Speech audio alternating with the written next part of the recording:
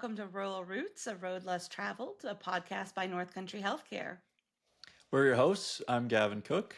And I'm Ren Anderson, and we're so glad you're here. Gavin, we have Wayne Couture, who is the Director of Imaging Services at Androscoggin Valley Hospital with us today. Wayne, thank you so much for joining us. Thank you. It's an honor to be with you. Yeah. Well, as we like to ask all our guests when we're first getting started, we want to know about your road less traveled. So, what brought you into the world of healthcare, and how did you get to North Country Healthcare? I think it goes all the way back to my grandmother. She worked at the hospital, but far back enough that it was the old St. Louis Hospital on Main Street in Berlin. So I remember, dropping her off at work and going into the building and it being kind of really interesting. And then as the project started to build this hospital, the new hospital, it was like a lot of discussion and how interesting that was. And my mom's a retired nurse, so there was always conversations about healthcare. And I'm very technologically savvy. I liked gadgets, computerization. So it was like, how does that fit in for healthcare with me? And then we had Healthcare Explorer program through the high school where they'd bring us into the hospital, and the imaging department kind of resonated because it was that intersection of gadgets and electronics, but to be used to help people and healthcare. So that kind of connected for me and made me the third generation of my family that works in healthcare. And that extended out to my daughter, who's also an RN. So, yeah, four generations. Wow, wow. And is your daughter at Androscoggin Valley Hospital as well? She's in southern New Hampshire. She's has an interest in cardiology, and there was more opportunity for her down there right now. Great. That's incredible. That's great. We have a lot of that family culture here. So that's three generations. That's great. So Wayne, speaking of interest, I think Ren and I are starting to get curious about what our folks do outside of our walls. So we'd love to hear some of your just general interests, what you do when you're not at work. I take full advantage of the beauty that is our area. And one of the ways I get out there is I love motorcycle riding. Me and my wife took a great foliage ride just this weekend. So it's really about getting out there, whether on two wheels or maybe take a hike, and all four seasons. In the winter, love to snowboard, ski, and even snowshoeing to just get out there, get some good cardio exercise, and enjoy some of those perfect winter days too. That's That's great. awesome. That's great. And I know firsthand, I've worked with you on a couple projects here. You stay quite busy. But can you speak a little bit about what a day to day looks like for you personally? I know that's probably a loaded question, but just an idea into your world. Yeah, well, every day starts off with, kind of roaming around the department, saying good morning to everyone, making sure they have what they need for the day to ensure their success.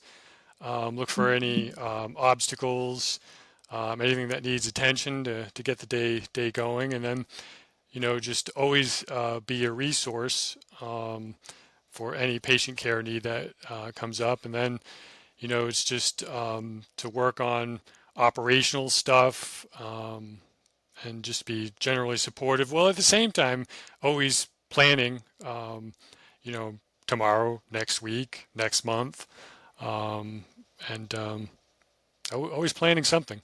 That's awesome. And I know Gavin was particularly interested to hear from you because he says his second career, or when he goes through his midlife crisis, he might come on over to radiology and imaging. Oh, you totally should.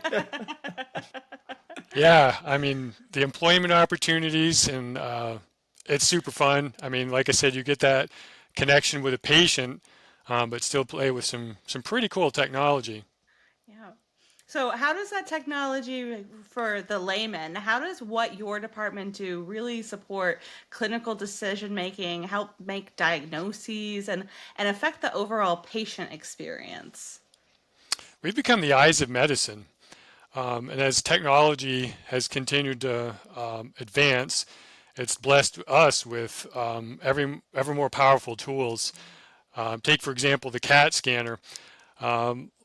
People see it on the floor and recognize, that it's an advanced tool, but its evolution through my career, going from what it was originally with an axial tomogram to now the helical scans, that advancement has made it so flexible and useful and fast, so that the ER in particular benefits from that incredibly, because they have a very powerful diagnostic tool. If you've been hurt in a motor vehicle accident, they can get confident results on spinal injuries, abdominal, thoracic, and so they've come to rely on us for, and not only CAT scan, the amazing technology in MRI, ultrasonographer, and ultrasonography rather, and just plain film radiography, from going from the old days where we used to hang sheets of film in front of these illuminated view boxes to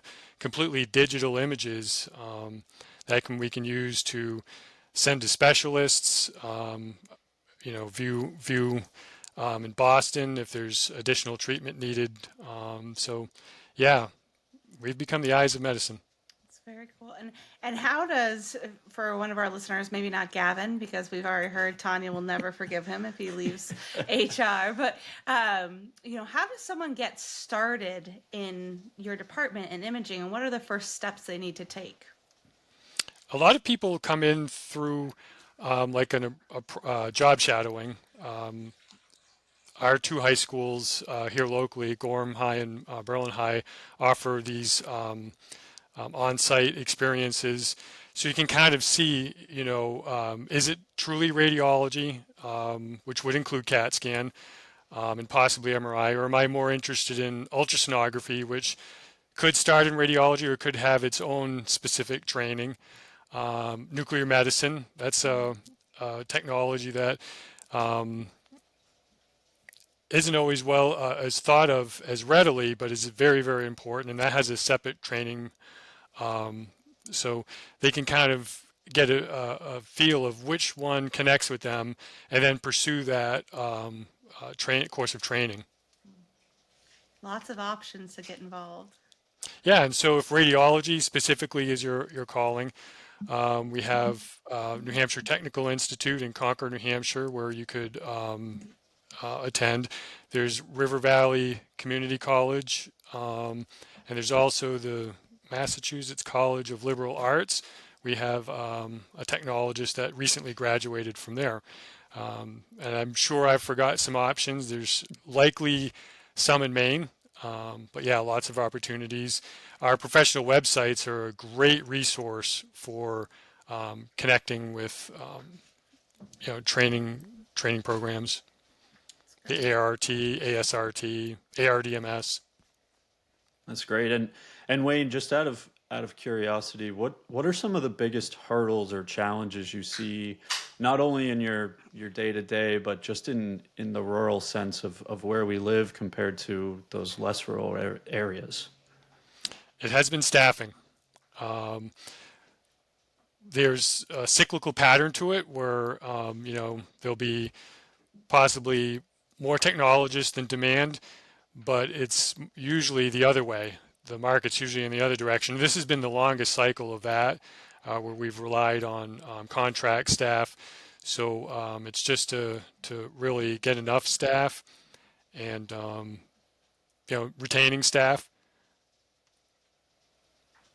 Well, Wayne, I think one thing I'm a little curious about, because I've worked with you and your team before, can you just talk a little bit about how you approach leading a team that has to balance such high-tech skills and still being compassionate for the patients they see every day, and that compassionate care that we talk about so much? That's a great question. I'm glad you asked that one. So often the patient will see us kind of dart behind that leaded glass window and kind of is a pause for concern. So you kind of have to, manage that perception, why we're ducking behind that lead wall. And there could be quite a few things going on behind that lead wall, particularly in CAT scan where you're staging a complicated contrast study. Like I said, these machines are fast now. So you kind of have to do that balancing act of queuing up all these things because once you hit start on both the injector and the CAT scanner, that stuff's happening fast. But at the same time, make the patient feel assured, well instructed because they may be holding their breath for the time. So I think it all emanates from just being a caring and compassionate person to begin with. Mm. And is medicine your correct calling? And I think if it is, a lot of it comes naturally. And it's always just imagining yourself in that MRI scanner, which I have been. And it is a little confining. And yes, I am claustrophobic. But I've been in, and yes, head first because it was my shoulder. And so it's an understanding of what your patient is going through as well, that to give you that compassion and to be able to really speak to their fears, especially if you were in that position, what your fear was is like, can you hear me while I'm inside this huge machine that makes all this noise? And yes, definitely, we have ways of communicating. So it's really balancing that and So Wayne, I'm curious. In your time at NCH, is there a moment or a project or maybe a team effort that you're especially proud of in the time that you've spent with us? yeah, I have so many. I mean, from a team standpoint, we've pulled off some pretty big IT feats with changing PAC systems, um, changing radiology groups, which there's all kinds of IT interconnectivity. But I think on a personal note, it was a letter I had received. A patient had taken the time to write a really thoughtful letter, and it had such a huge impact. We had caught their condition in a very early treatable phase, and they had a really good outcome. And I still have that letter Wow. because it just meant so much. Usually you hear about troubles or things that didn't go right, or things that need to be fixed, or a machine that's broken. So to hear that, oh my God, someone, that there is huge benefit to the tests we do. Um, yeah, that was very meaningful. I'm Yeah. really proud of our department for providing that level of care for them. Yeah. Yeah, you hear something about statistics of hearing bad things versus good things. And unfortunately, we do hear the bad things much more often, but those good things can just create such an impact for us and create meaning at work. So, Oh, so glad absolutely. that you had that letter. I do. So, Wayne, what do you hope that others across the system, or maybe patients who might be facing an imaging appointment, understand about imaging services and what they can expect? A lot of our tests probably do bring with them a lot of anxiety. So I like to emphasize that we will definitely make the patients feel comfortable. Mm. In regards to some of our tests that are confining, like MRI, you know, the patient is more than welcome to view the MRI scanner, prior to them coming in for the actual appointment, if that would help them. If they're incredibly still afraid of the machine, there's some meds your doctor can help you out, prescribe you for the anxiety. Um, some patients are afraid of injections and needles, and certainly we have a soothing way of getting everyone through that part. And some of the screening tests, just inherently because they are screening for cancer, bring with that anxiety. But as I mentioned before, it's great to really catch these things in their earliest part, so they're more treatable. So to just emphasize the reassurance and the professionalism of our staff to help them get through what can be an anxiety-producing test. It sounds like your team must really get an A plus in empathy and compassion in order to navigate all these different scenarios. They do. They really do. Well, great. Well, Wayne, I'm going to ask my famous question here. It's certainly, maybe it's just famous to me at this point. But what makes you tick every day? What makes you come into work excited for the day? Especially during those times where maybe you had a rough day before. What keeps you coming back motivated each day? I am motivated by making sure that our communities can receive the same caliber of study here locally versus having to travel constantly for the exams that are within reason. Now, obviously, there'll be some very highly specialized tests on extremely expensive and highly specialized equipment. But in many cases, we can do it here and are glad to provide it here locally. So making sure we have current technology, well-trained staff, that keeps me going. And Perfect. to maintain a very high level of quality in all areas, but especially in areas like mammography. I've kind of always had that in mind. The same grandmother I spoke of, having worked for St. Louis Hospital and having an influence on me in healthcare, did have breast cancer and did pass from it. So there's kind of a little special thing to make sure that our mammography services are of high quality and that it's a very important service. And of course, we take them all seriously, but that one's one that's kind of near and dear to my heart. Well, sorry for the loss, but what a wonderful way to keep her legacy alive is inspiring her grandson. So thank you for sharing that with us. And Wayne, as we wrap up, is there anything else that you would like our listeners to know, either our North Country healthcare community, our greater community at large, or someone who's maybe thinking about getting into imaging services? I would say give us a call. We love to talk about the department, the profession. Yeah, look us up. Awesome. Great. Well, thanks, Wayne, so much for joining us today. I know it took some time out of your day, but we appreciate you joining us, and you're welcome back anytime. Spread the word to your folks. We're happy to Oh, have others on. So thank you. glad to be a part of it. Well, wonderful to have Wayne on. Gavin, you still think you're going to make that transition to radiology? Yeah, absolutely. It's actually the one department I've done a lot of meetings when I'm on site, and he's the one I just haven't made it up there yet. So when I'm up in October, I'm hoping to stop by, and I always like to just peek my head in departments and see what's going on Yeah. sometimes. Like I said, I feel like I say this every episode, but I learn something new. I just love it. It's so intriguing to me. Yeah, very cool. Well, our next guest, I'll let you introduce, but I ran after her in a parking lot to get her to come on. So we're very excited to have our next guest. Absolutely. Yeah, Yeah. Andrea Tupik. She's our System Director of Inpatient Services. She covers our entire system.